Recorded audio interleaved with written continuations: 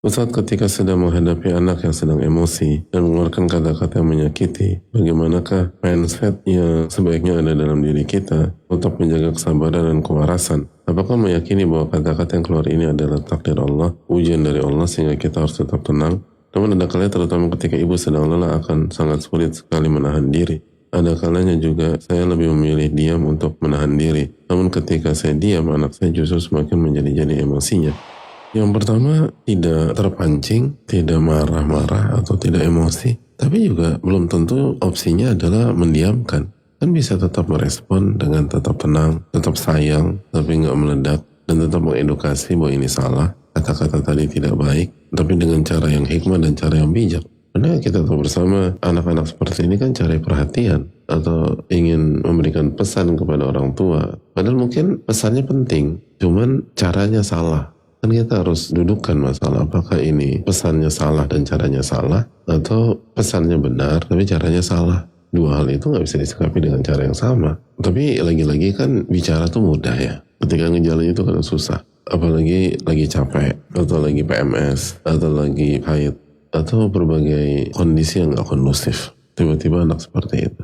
Maka yang pertama kita harus lakukan tindakan preventif, yaitu dzikir pagi. Dan menggunakan waktu pagi sebaik mungkin dan seefektif mungkin. Karena waktu pagi itu menentukan. Waktu pagi itu modal menghadapi detik-detik berikutnya. Makanya ulama klasik kan mengatakan hari itu ibarat unta. Jika Anda bisa kendalikan kepalanya, itu seluruh tubuh unta akan ikut. Kepala yang dimaksud adalah waktu pagi. Jika waktu pagi berhasil kita isi dengan kebaikan, amal soleh, ibadah, itu nanti sampai malam akan jauh lebih kondusif.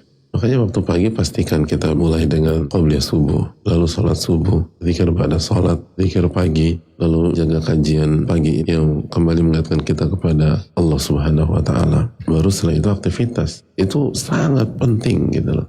Lalu yang berikutnya, fokuslah ke pencipta kita dan anak kita, bukan fokus pada kata-kata yang dikeluarkan oleh lisan anak. Yang membuat kita sakit hati itu fokus kita ke kata-katanya. Jadi kalau kita fokus berzikir dan ingat kepada Allah, maka kita akan lebih menggunakan energi kita untuk bagaimana mengedukasi anak ini. Bukan tenggelam dalam sakit hati, tapi bagaimana ke depan dia bisa mengekspresikan atau mengungkapkan dengan cara yang bijak dan baik. Makanya sebagian ulama mengatakan bahwa berinteraksilah dengan manusia dengan mengingat Allah. Jadi yang kita hadapi di hadapan kita atau horizontal, tapi fokus kita tuh ke atas langit gitu loh. Dan ingat bahwa innama amwalukum wa auladukum fitnah. Allah berfirman, sungguhnya harta kalian dan anak kalian adalah ujian. Jadi poin yang berikutnya, kita harus segera menyadari bahwa ini adalah ujian. Jadi kata-kata itu bukan untuk dibaperin, tapi kata-kata itu Allah takdirkan untuk menguji ujian kesabaran, lalu ujian zikir, lalu ujian bagaimana mendidik ini anak. Lalu yang berikutnya ujian keikhlasan. Karena salah satu yang menyakitkan orang tua adalah, kok tega dia bicara demikian? Saya kan ibunya, saya mengandungnya, saya mempertaruhkan nyawa untuk melahirkannya. Dan itu yang semakin buat kita sakit hati. Karena kita suka dengan saya, dan saya.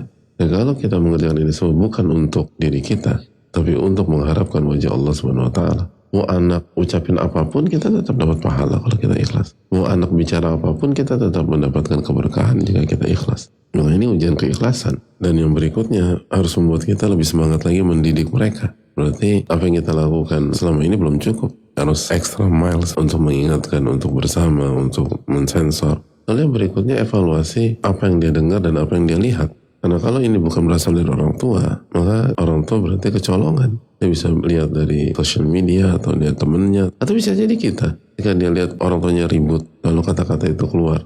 Jadi segera cari dia belajar kata-kata itu dari mana. Lalu banyak doa kepada Allah, doakan anak kita agar punya lisan yang baik. Dan bagi orang tua yang lisan anaknya kurang baik atau tidak baik, jangan berkecil hati. Dan seringkali kita lupa bercermin. Ada banyak di antara orang yang baik, orang yang soleh pada hari ini punya fase ketika itu lisannya gak terkontrol. Tapi Allah kasih hidayah, Allah kasih taufik. Lalu dia bertobat, beristighfar, lalu dia tinggalkan seluruh kata-kata tidak baik tersebut. Kalau itu bisa terjadi pada orang tuanya, apa susahnya bagi anaknya? Jadi tetap optimis untuk mendakwahi. Dan jangan pernah doakan yang buruk buat anak-anak. Karena doa orang tua yang buruk itu diijabah. Sebagaimana doa yang baik itu diijabah oleh Allah.